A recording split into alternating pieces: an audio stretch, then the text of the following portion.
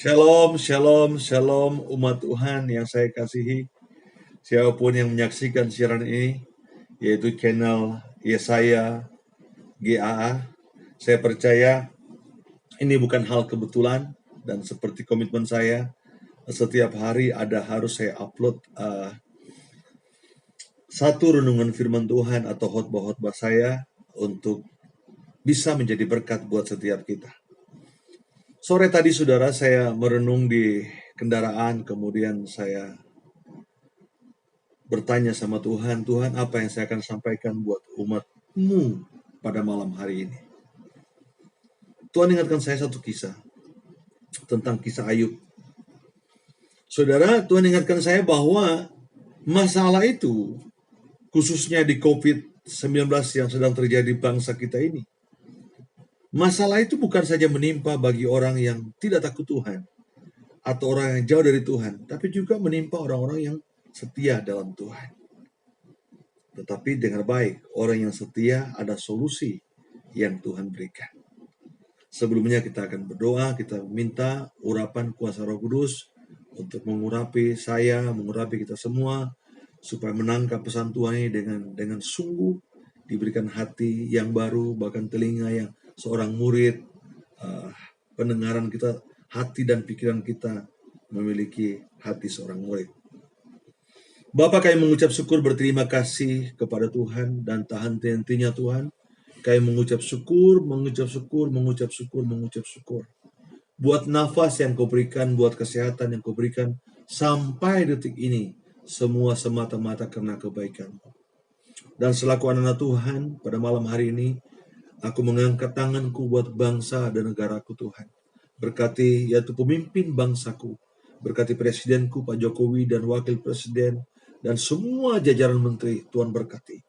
TNI, Polri Tuhan berkati. Bahkan Tuhan Menteri Kesehatan yang hari-hari ini bekerja keras Tuhan, yaitu menjalankan vaksin dengan semua tim medis, dokter-dokter yang ada. Tuhan berkati mereka, berikan kekuatan, berikan kesabaran Tuhan. Mereka sudah meninggalkan keluarganya untuk mengabdi bagi bangsa ini. Terima kasih Bapak, terima kasih. Kami sebagai anak Tuhan, biarlah kami sebagai menara-menara doa buat bangsa kami. Kami tidak tinggal diam dan kami tidak egois hanya mementingkan diri kami. Yang penting kami sehat, yang penting keluarga kita sehat. Tetapi kami mau peduli buat orang-orang juga yang mengalami sakit pada hari ini. Dan pada malam hari ini, aku memberkati orang-orang Tuhan yang sakit Tuhan sembuhkan. Bahkan yang terluka, yang tertolak, yang marah, yang geram kepada seorang, Tuhan tolong hatinya dilembutkan. Terima kasih Bapak Roh Kudus, ambil alih ibadahmu dari awal, pertengahan, hingga akhirnya. Terpuji-puji dan namamu Tuhan Yesus yang baik. Haleluya. Amin.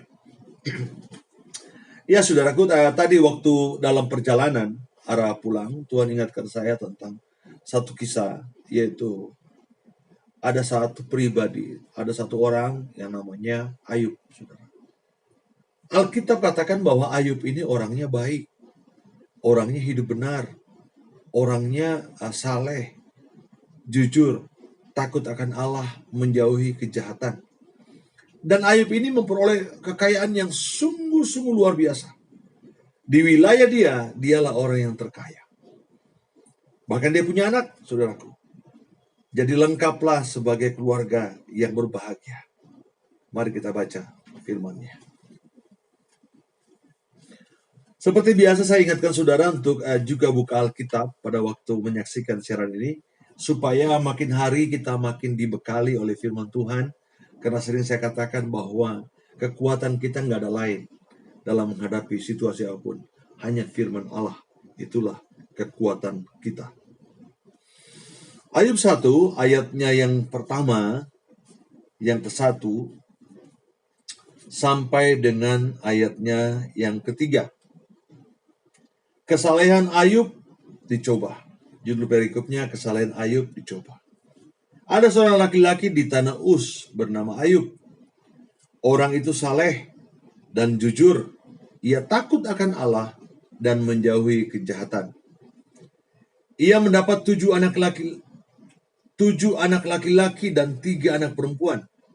Ia memiliki 7.000 ekor kambing domba 3.000 ekor unta, 500 pasang lembu, 500 keledai betina, dan budak-budak dalam jumlah yang sangat besar, sehingga orang itu adalah orang yang terkaya dari semua orang di sebelah timur. Kalau ini berbicara Jakarta Timur, berarti dia orang terkaya di Jakarta Timur. Kalau ini berbicara Jakarta Selatan, dia orang terkaya di Jakarta Selatan. Sudah bisa bayangin nggak? Orang-orang kaya banyak sekali. Bahkan di bangsa ini kalau kita bilang Jakarta Selatan, pasti orang kaya banyak sekali. Nah, seperti itulah kekayaan Ayub. Dan dia memiliki 7 anak laki-laki, 3 anak perempuan. Dia kaya, saudaraku. Dia hidup dalam Tuhan. Dia mengasihi Tuhan dengan sungguh. Alkitab katakan ia hidup saleh, jujur, takut akan Allah, menjauhi kejahatan. Komplit. Hidupnya melakukan firman Allah dalam hidupnya setiap hari. Nah, saudara, tapi apa yang terjadi, saudaraku? Apa yang terjadi? Dan apa yang dialami Ayub? Dan saya berharap saudara simak baik-baik ini, saudara. Masalah, penderitaan, kesulitan, tekanan yang dialami Ayub, saya percaya tidak ada manusia yang pernah mengalami sama dengan Ayub. Begitu sakitnya, begitu pedihnya, begitu menderitanya hidupnya. Dan bagaimana sikap hidup dia. Nanti kita akan belajar dari pembacaan firman Tuhan ini. Coba lihat di ayatnya yang ke-15. Datanglah orang-orang Seba, dari ayat 13 saja. Pada suatu hari ketika anak-anaknya yang laki-laki dan yang perempuan makan minum anggur di rumah saudaranya mereka yang sulung, datanglah seorang pesuruh kepada Ayub dan berkata, sedang lembu sapi membajak dan keledai-keledai betina makan rumput di sebelahnya, datanglah orang-orang Zebah menyerang dan merampas serta memukul penjaganya dengan mata pedang. Hanya aku sendiri yang luput, sehingga dapat memberitahukan hal itu kepada Tuhan. Apa yang terjadi? Ternak-ternaknya dirampas dengan orang-orang Zebah. Ayat berikut 16. Sementara orang berbicara, datanglah orang lain berkata, api telah menyambar dari langit dan membakar serta memakan habis kambing domba dan penjaga-penjaganya. Hanya aku sendiri yang luput, sehingga dapat memberitahukan hal itu kepada Tuhan. Musibah kedua. Belum selesai satu. Belum diatur solusinya, belum dicek perkaranya, datang lagi masalah. Berikut. Ayat 17. Sementara orang itu berbicara, datanglah orang lain dan berkata, orang-orang Kasdi membentuk 3 pasukan, lalu menyerbu unta-unta dan merampasnya, serta memukul penjaganya dengan mata pedang. Hanya aku sendiri yang luput, sehingga dapat memberitahukan hal itu kepada Tuhan. Datang lagi berita, beruntun bertubi-tubi, dirampas hartanya, terbakar kebunnya, terbakar orang-orang yang sedang mengembalakan. Kemudian belum lagi selesai, datang lagi ayat 18. Sementara orang itu berbicara, datanglah orang lain dan berkata, anak-anak Tuhan yang laki-laki dan perempuan sedang makan-makan dan minum anggur di rumah saudara mereka yang sulung. Maka tiba-tiba angin ribut tertiup dari seberang padang gurun rumah itu, dilandanya pada 4 penjurunya dan roboh menimpa orang-orang muda itu sehingga mereka mati. Hanya aku sendiri yang luput sehingga dapat memberitahukan hal itu kepada Tuhan. Saudara coba lihat. Membayangkan saja, saudara, saya nggak bisa bayangkan, saudara. Nggak membayangkan saja, saya nggak bisa bayangkan betapa hancurnya, betapa dropnya hidup kita mendengar kabar beruntun, mendengar masalah bertubi-tubi. Belum satu selesai, satu lagi. Belum satu selesai, satu lagi. Belum lagi selesai satu. Anak-anak lagi mati semua. Dengar baik, saudara. Jangankan anak mati, anak sakit aja kadang-kadang kita stres. Apalagi anak mati. Tetapi itulah kenyataan yang dialami Ayub. Dialami Ayub begitu begitu dalam, begitu pedih, begitu luar biasanya. Nah, pertanyaan saya, saudara, seberapa berat sih masalah saudara dan masalah saya? Saya tahu saya juga punya masalah, saya juga punya pergumulan, saya juga punya kesulitan. Tapi seberapa berat sih kesulitan saudara dan saya dibanding kesulitan Ayub ini? Sebelum saya lanjut, kita merenung. Supaya kita nggak gampang komplain, kita nggak gampang kecewa, kita nggak gampang curiga sama Tuhan.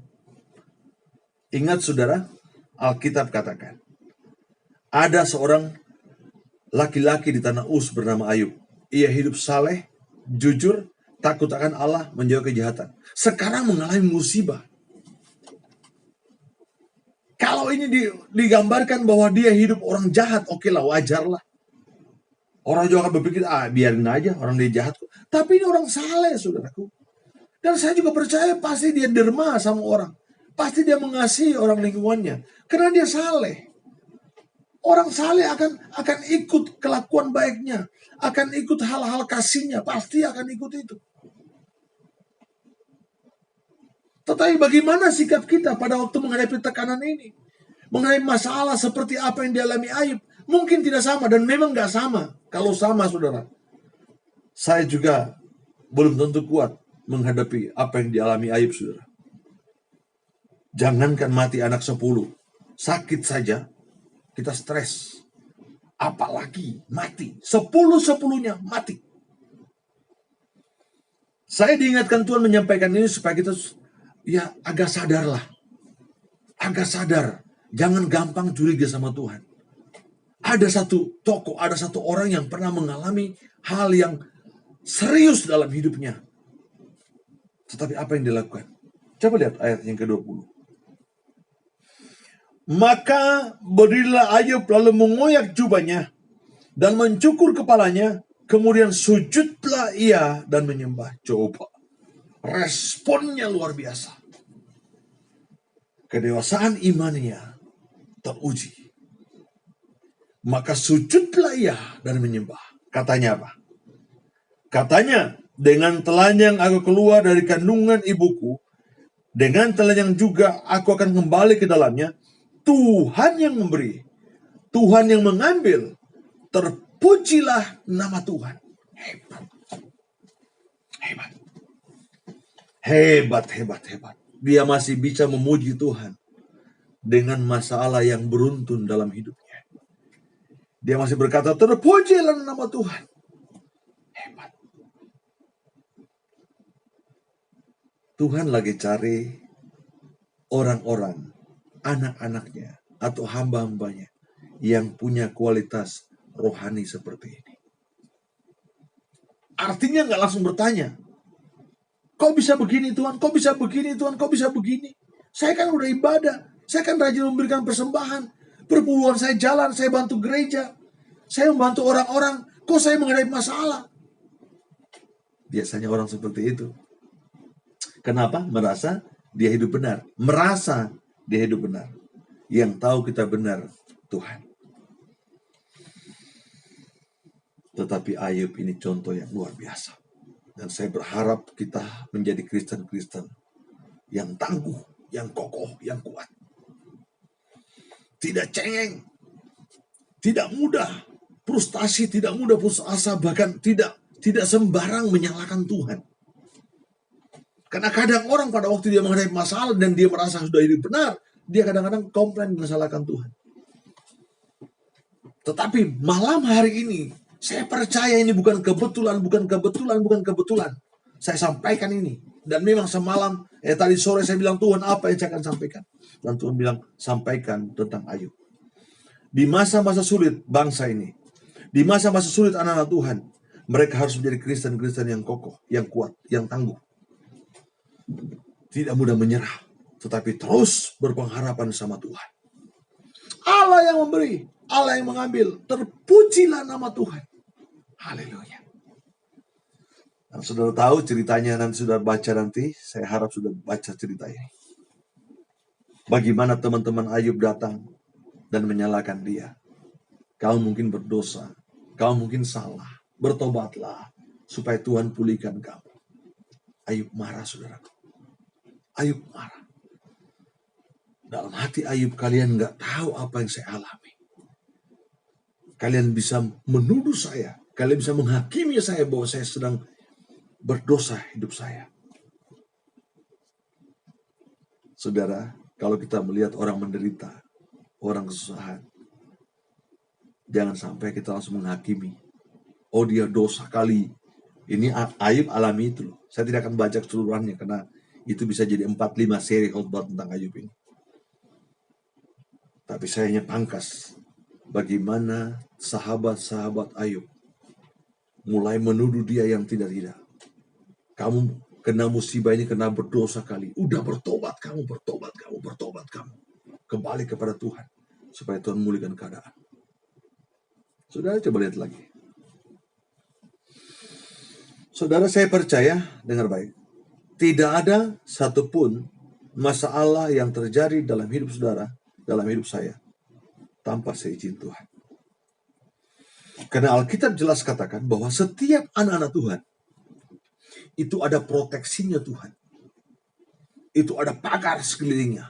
Setiap anak Tuhan yang sungguh-sungguh ada pagar sekelilingnya.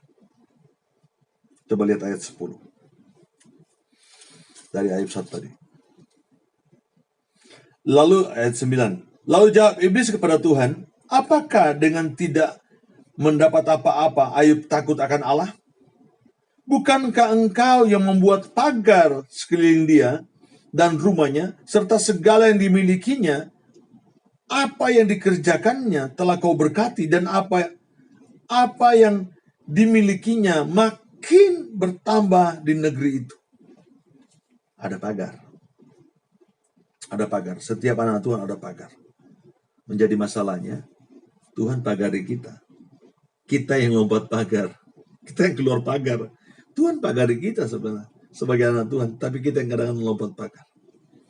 Oke, saya tidak akan bahas secara rinci tentang itu. Tetapi yang saya mau katakan bahwa setiap anak Tuhan ada pagarnya. Nah, kita mau lihat apakah cukup ujian itu yang dialami Ayub. Apakah cukup penderitaan itu yang dialami Ayub? Apakah cukup kesulitan itu yang dialami Ayub? Dia berani berkata, Allah yang memberi, Allah yang mengambil. Terpujilah nama Tuhan. Ini kualitas iman, kualitas rohani yang luar biasa, saudara. Coba lihat Ayub 2. Saudara harus baca Ayub 2.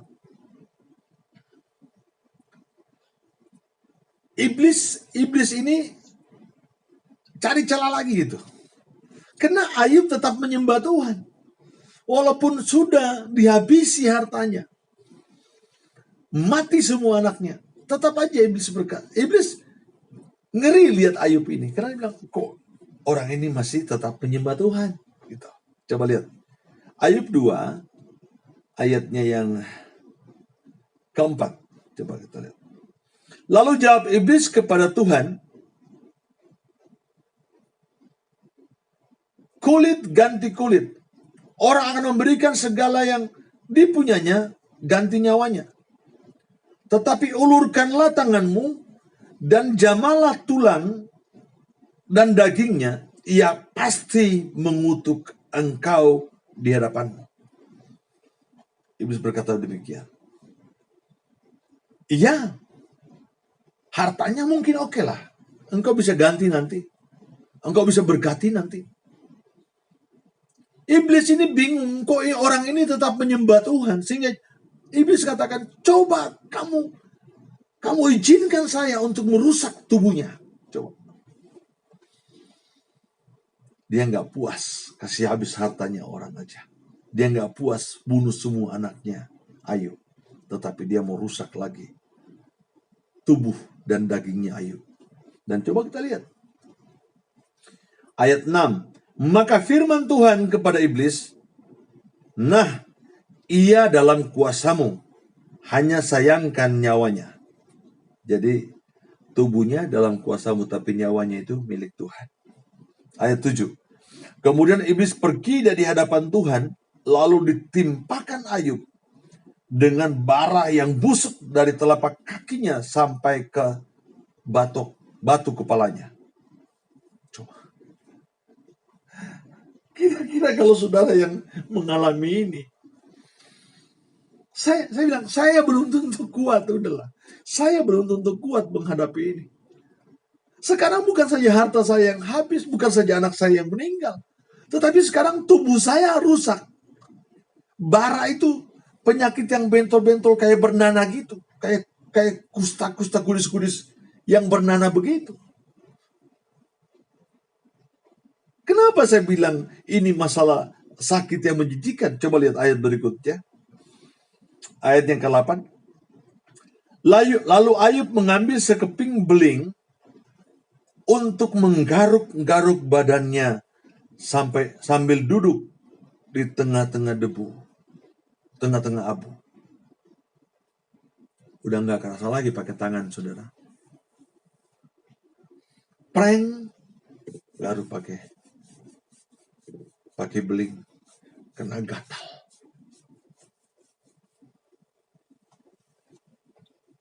Saya berharap dengan firman yang disampaikan hari ini, saudara merenung bahwa ternyata masalah saudara dan masalah saya belum seberapa. Supaya kita nggak curiga sama Tuhan, kita nggak marah sama Tuhan, tapi kita tetap bersyukur di hadapan Tuhan. Anak mati semuanya, harta habis semua. Orang terkaya sekarang jatuh miskin dan mengalami sakit bara atau kusta atau kudis atau kurap. Tidak lagi penghargaan. Tidak lagi penghormatan dari masyarakat yang lain yang dulu menghormati, menghargai dia. Yang ada cibiran. Termasuk sahabat-sahabatnya mencibir dia. Kamu berdosa. Minta ampun sama Tuhan. Padahal kita baca dari awal pertama. Tidak ada kesalahan Ayub. Dari 1 sampai 2 ini tidak ada kesalahan Ayub. Saudara. Oke. Ayat 9. Tidak sampai di situ saja masalah Ayub. Ayat 9. Maka berkatalah istrinya kepadanya, masih bertekunkah engkau dalam kesalehanmu? Masih bertekunkah engkau dalam kesalehanmu? Kutukilah Allahmu dan matilah. Coba saudara. Coba saudara renungkan ini. Istri yang harusnya menguatkan kita, istri yang harusnya memberikan kita kekuatan dalam menghadapi masalah, justru istri yang suruh kita mati saja. Kutukilah Tuhan Allahmu dan matilah. Jadi saya berharap tidak ada istri-istri seperti ini pada waktu melihat suaminya bermasalah. Suaminya ada pergumulan, harusnya mereka jadi penghibur, kekuatan bagi suaminya. Bukan malah menyuruh dia menjauh daripada Tuhan. Sadis, saudara. Harusnya dia rawat Ayub dan harusnya dia kuatkan Ayub, kamu sabar. Karena dia tahu bahwa Ayub nggak berbuat salah. Maka berkatalah istrinya kepadanya, masih bertekunkah engkau dalam kesalehanmu? Kutukilah Tuhan Allahmu dan matilah. Kalau sampai ucapan ini datang, kalau sampai ungkapan istrinya ini keluar seperti ini, berarti masa proses Ayub meninggal anaknya, habis hartanya, kemudian dapat penyakit ini, dia tetap saleh di hadapan Tuhan. Sehingga sekarang yang marah istrinya. Masih bertekunkah engkau? Masih menghormati Allahmu kah? Kamu mengalami sakit seperti ini kok. Kutukilah Allahmu dan matilah. Sadis. Tapi coba lihat apa respon Ayub. Ayat 10. Tetapi jawab Ayub kepadanya, engkau berbicara seperti perempuan gila. Apakah kita mau menerima yang baik dari Allah, tetapi tidak mau menerima yang buruk? Dalam kesemuanya itu Ayub tidak berbuat dosa dengan bibirnya. Hebat. Engkau seperti perempuan gila. Masa kita hanya mau terima sesuatu yang berkat saja? Berkat dari Tuhan saja. Kita nggak mau menerima proses Tuhan. Yang mungkin buruk terjadi dalam hidup kita. Kesulitan mungkin terjadi dalam hidup kita. Masa kita hanya mau terima yang baik-baik saja? Alkitab katakan, tetap Ayub tidak berbuat salah dengan bibirnya. Saudara, masalah demi masalah terjadi di pasal 3. Ada satu ungkapan Ayub yang itu pelanggaran sebenarnya. Tetapi saya tidak akan bahas khusus itu. Soalnya dia akan diakui di pasal lainnya bahwa dia minta ampun dengan perkataannya. Dia mencabut semua perkataannya. Sekarang yang saya mau dorong saudara, mau ingatkan saudara, dan juga diri saya, karena saya suka katakan, firman itu seperti pedang bermata dua. Bagi yang mendengar dan bagi yang menyampaikan. Saya minta kekuatan sama Tuhan. Dan firman Tuhan ini juga menguatkan saya dalam menghadapi kesulitan, pergumulan yang sedang saya hadapi. Nah sekarang bagaimana kemudian, saya akan melompat saja, karena saya bilang tadi kalau saya bahas ini pelan-pelan, bisa 5-6 sesi khotbah. Bagaimana tuh sahabat-sahabatnya, bagaimana Ayub marah sama sahabatnya, bagaimana orang-orang, bagaimana istrinya, dan lain-lain, saudara. Saya lompat saja. Bagaimana kemudian keadaan Ayub atau keadaan kita dipulihkan Tuhan pada waktu menghadapi tekanan-tekanan, masalah, kesulitan, pergumulan hidup. Apa sikap kita? Apa respon kita yang kemudian membuat Tuhan berbelas kasihan sama kita dan kemudian memulihkan keadaan kita? Coba kita buka di Ayub 45.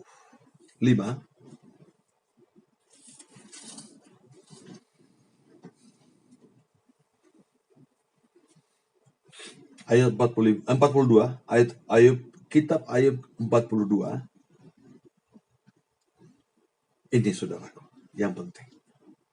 Pada waktu saudara menghadapi kesulitan, masalah, saudara mungkin gak sadar, sempat marah sama Tuhan. Sempat komplain sama Tuhan. Dan di mata Tuhan, itu pelanggaran. Karena apapun yang terjadi dalam hidup saudara dan hidup saya, itu bagian rencana proses pendewasaan kita untuk makin hari makin dewasa, makin hari makin tangguh di dalam Tuhan. Oke, saya baca dulu. Ayub 42 ayat 10. Saudara baca juga di rumah ya, supaya ini menjadi berkat bagi saudara. Ayub 42 ayatnya yang ke-10. Lalu Tuhan memulihkan keadaan Ayub setelah ia meminta doa untuk sahabat-sahabatnya. Dan Tuhan memberikan kepada Ayub 2 kali lipat dari segala kepunyaannya dahulu. 2 kali lipat, kata Alkitab, 2 kali lipat. Tuhan pulihkan keadaan Ayub 2 kali lipat. Apa yang dia miliki dulu dibalikin 2 kali lipat, saudaraku. Kita baca terus.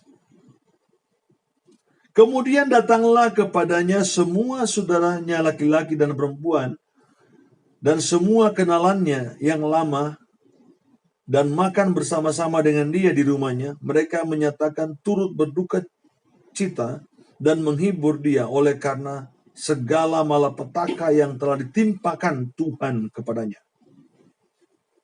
Dan mereka masing-masing memberikan dia uang 1 kesita dan sebuah cincin emas.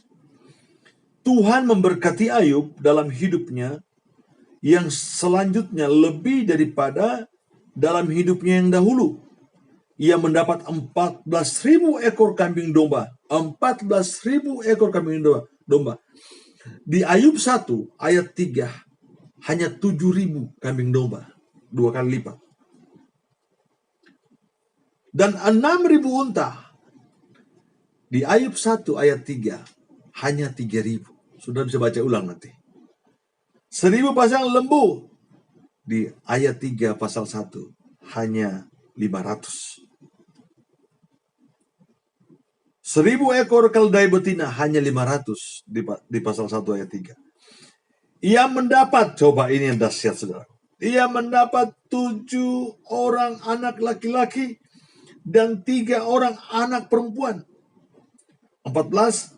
Dan anak perempuan yang pertama diberi nama Yemima, yang kedua Kesia, dan yang ketiga Keren-Hapuk. 15. Dan di seluruh negeri tidak terdapat perempuan yang secantik anak-anak Ayub. Yang terbaik kan? Dahsyat. Kalau Tuhan yang balikin, Tuhan yang kembalikan berkat-berkat yang pernah dirampas oleh iblis, itu 2 kali lipat, saudara. Lebih besar daripada yang hilang itu. Haleluya. Salah satu bukti adalah 7.000, di sananya cuma hanya 3.500. 1.000 di pasal 1 ayat 3 hanya 500. Dahsyat. Tetapi yang kita harus simak baik-baik dan renungkan baik-baik, apa yang membuat kemudian Tuhan membalikkan keadaan Ayub, menyembuhkan Ayub bukan saja sakitnya, tapi mengembalikan berkat, mengembalikan harta yang pernah hilang, termasuk Alkitab katakan anak tercantik di negerinya. Padahal di pasal 1 ayat 2 tidak dijelaskan anak yang cantik, hanya dikatakan 7 laki-laki, 3 perempuan. Tidak dikatakan bahwa anaknya ganteng, anaknya pintar, anaknya cantik. Tapi di pasal 42 ini dikatakan anak Ayub cantik. Dan di daerah itu tidak ada secantik anak-anak Ayub. Apa yang membuat kemudian Tuhan bermurah hati? Tuhan mengembalikan posisi, kewibawaan, kehormatan Ayub selain menyembuhkan sakit penyakitnya. Yang pertama adalah ia meminta doa untuk sahabat-sahabatnya. Dia pernah marah sama sahabat-sahabatnya. Dia kepahitan sama sahabat-sahabatnya. Sahabat-sahabat yang menuduh mereka, menuduh Ayub ini tidak baik, saudaraku. Dan saudara baca nanti bagaimana sahabat-sahabatnya berkata bahwa Ayub berdosa, cepat kau minta ampun, cepat kau minta ampun, supaya Tuhan pulihkan kamu. Mereka nggak tahu bahwa ini bagian proses Tuhan terhadap Ayub. Langsung menjudge. Dan itu membuat Ayub kepahitan. Saudara, mungkin sudah kepahitan dengan teman-teman saudara, sahabat saudara, atau mungkin keluarga saudara. Saya mau katakan, malam hari ini, lepaskan pengampunan. Kalau mau pintu berkat itu terbuka dan memberkati hidupmu. Amin, saudara. Kalau mau pintu berkat terbuka, ampuni orang-orang yang menyakitimu, ampuni orang-orang. Udahlah, yang membuat hatimu luka, ampuni. Itu yang pertama. Yang kedua, yang membuat Tuhan kemudian membukakan tingkap-tingkap langit bagi Ayub dan mencurahkan berkat dalam kehidupannya yang berikut ini adalah yang kedua gini. Ayub 42 ayatnya yang ke-6. Ayub 42 ayat 6. Oleh sebab itu aku mencabut perkataanku, dan dengan menyesal aku duduk dalam debu dan abu. Apa yang dicabut ini? Ada di pasal 3. Di pasal 3 Ayub marah sama Tuhan. Untuk apa aku lahir kalau aku harus sakit seperti ini? Untuk apa aku ada? Untuk apa seorang bayi lahir kalau harus mengalami penderitaan seperti ini? Kelihatannya curhat, tapi itu pelanggaran di mata Tuhan. Saudara baca nanti Ayub 3 ayat 1 dan seterusnya. Disitulah pelanggaran-pelanggaran Ayub. Dia nggak bisa menahan mulutnya.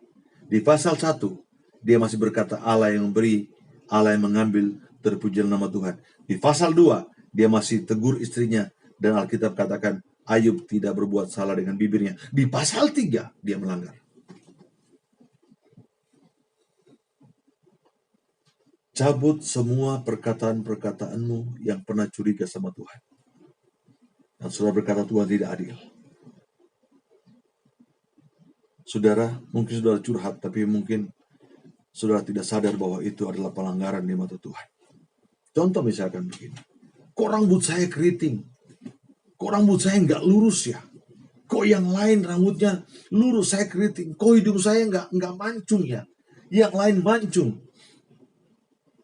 Kok yang lain matanya belok ya? Kok saya sipit ya? Kok saya pendek, yang lain tinggi? Kok saya hitam, yang lain putih? Kelihatannya saudara curhat sama Tuhan, tapi sebenarnya saudara lagi marah dengan apa yang Tuhan buat dalam hidupmu. Hati-hati saudaraku. Berarti saudara lagi marah kepada pencipta dan saudara nggak terima apa yang Tuhan berikan dalam hidup saudara. Tidak ada manusia yang sempurna. Dengar perkataan saya, tidak ada manusia yang sempurna. Semua orang punya yang namanya kelemahan. Saudara mau hebat, mau pintar, tapi pasti ada kelemahanmu. Saudara mau gagah, mau ganteng, ada kelemahanmu. Saudara mau jelek, mau buruk, mau pendek, ada kelebihanmu yang tidak dimiliki oleh orang lain. Jadi jangan pernah meremehkan orang. Jangan pernah meremehkan orang. Dan jangan pernah komplain dengan dirimu. Karena Allah menciptakan kamu dengan tujuan. Allah menciptakan kamu dengan maksud. Cabut perkataanmu. Kalau pernah berkata, untuk apa aku hidup? Untuk apa aku hidup? Untuk apa aku hidup? Aku ini anak haram. Aku ini anak perkosaan. Anak ini anak dan lain-lain. Jangan pernah komplain. Kalau engkau lahir, itu seizin Tuhan, kamu ada di muka bumi ini. Minta kekuatan Tuhan dan cabut perkataanmu. Kalau mau hidupmu diberkati. Tuhan gak pernah salah.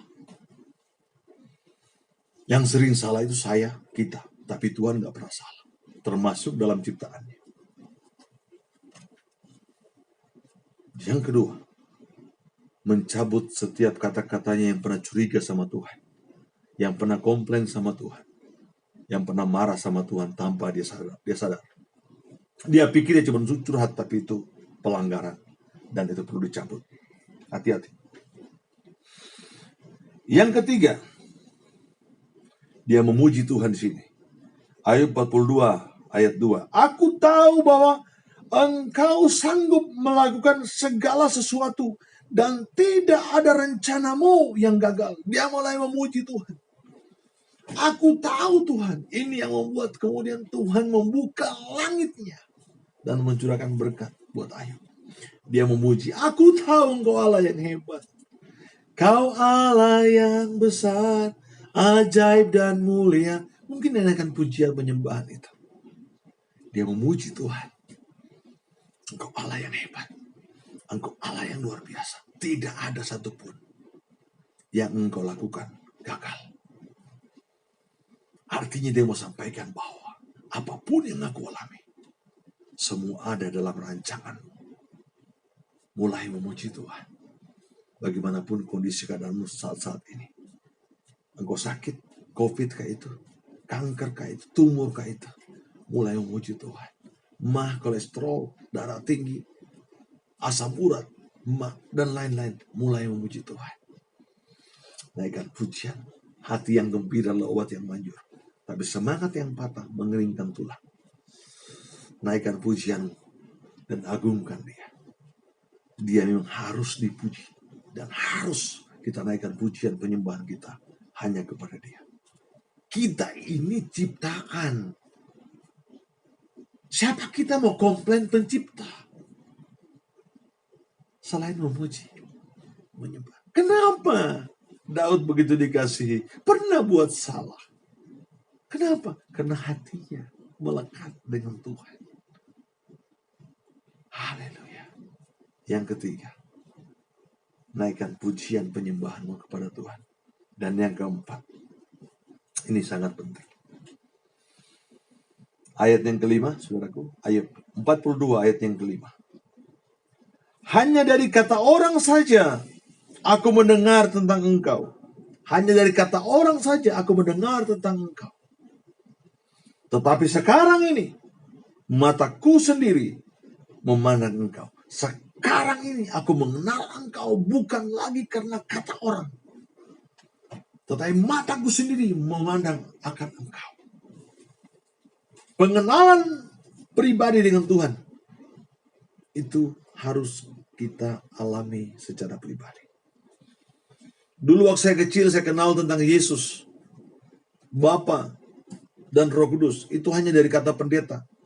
Hanya dari kata orang tua saya, papa mama saya berbicara tentang Yesus. Tuhan Yesus, baik, Tuhan Yesus begini, Tuhan Yesus begini. Saya hanya dengar kata orang. Tuhan Yesus menyelamatkan, memulihkan, mengampuni dosa. Tetapi sekarang saya sendiri mengalami bahwa Tuhan yang aku sembah, Tuhan yang hebat. Dan aku kenal dia. Bukan lagi kata gembalaku, bukan lagi kata pendetaku, bukan lagi kata orang tuaku, tetapi kataku, dia itu baik. Punya pengalaman pribadi dengan Tuhan. Sehingga mulutmu sendiri menaikkan pujian, penyembahanmu kepada Tuhan. Saya rangkum khotbah saya. Bagaimana kemudian keadaan Ayub dipulihkan? Yang pertama, dia melepaskan berkat. Dia mengampuni teman-temannya yang pernah melukai hatinya. Yang kedua, saudaraku, dia kembali sungguh-sungguh dengan Tuhan. Dia mengenal Tuhan. Dia naikkan penyembahannya kepada Tuhan. Dan ini yang Tuhan mau. Dan kemudian cabut perkataanmu yang pernah salah dengan Tuhan. Itu yang ketiga. Yang pertama, mengampuni dosa teman-temanmu, melepaskan berkat buat sahabat-sahabat, siapapun mau, termasuk keluargamu.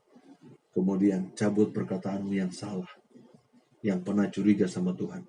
Dan yang ketiga, naikkan penyembahanmu kepada Tuhan. Puji dia. Dan yang keempat, saudara, kenali Tuhan Yesusmu secara pribadi. Sehingga engkau kenal dia, bukan lagi kata orang, tapi engkau punya pengalaman pribadi dengan Tuhan. Sekarang orang tidak perlu lagi cerita tentang Yesus dengan saya. Saya dengar khotbah, iya. Saya dengar khotbah hamba Tuhan, iya. Tetapi pengenalan pribadi bukan lagi karena kata orang. Tapi saya membangun mengenal pribadi dengan Tuhan. Makanya hari lepas hari, saya dipulihkan. Hati saya dipulihkan untuk terus mengandalkan dia. Haleluya. Amin. Turunkan kepala kita berdoa. Aku bersyukur, berterima kasih kepada Tuhan buat malam hari ini. Aku sudah sampaikan ya Tuhan. Apapun masalah kami, apapun pergumulan kami hari-hari ini, kami harus terus memandang Tuhan. Kami harus terus memuji, mengagungkan Tuhan. Dan Tuhan mengajarkan kami, apapun pergumulan kami saat-saat ini, apapun masalah kami saat-saat ini, kami juga Tuhan harus melepaskan pengampunan, mengampuni sahabat-sahabat kami, keluarga kami, orang tua kami mungkin, teman-teman kami. Dan kami mulai Tuhan mencabut sesuatu kata-kata yang pernah mendukakan hati Tuhan. Dan kami memuji penyembah Engkau. Bahkan kami mengenal Engkau secara pribadi. Sekali lagi Tuhan, aku memberkati presidenku dan semua jajarannya, wakil presiden dan semua jajaran. Aku memberkati tim medis dari Menteri Kesehatan sampai para dokter dan medis-medis yang ada. Berkati Tuhan. Aku memberkati orang-orang yang mengalami COVID hari-hari ini. Aku minta Tuhan sembuhkan, Tuhan pulihkan dalam nama Yesus. Dan siapapun yang sakit, Tuhan biarlah firman Tuhan hari ini memerdekakan mereka. Dan mereka mengalami kesembuhan melalui tangan Tuhan sendiri. Terima kasih Bapak, terima kasih. Segala pujian, hormat, kemuliaan aku kembalikan kepadamu. Dalam nama Tuhan Yesus Kristus, aku mengucap syukur dan berterima kasih Tuhan. Amin. Shalom, shalom, shalom. Maju terus dalam Tuhan. Tetap cinta Tuhan, tetap semangat. Doakan buat channel ini supaya setiap hari saya bagikan firman Tuhan yang Tuhan taruh dalam hati saya untuk menjadi berkat bagi saudara dan juga bagi saya. Tuhan Yesus memberkati.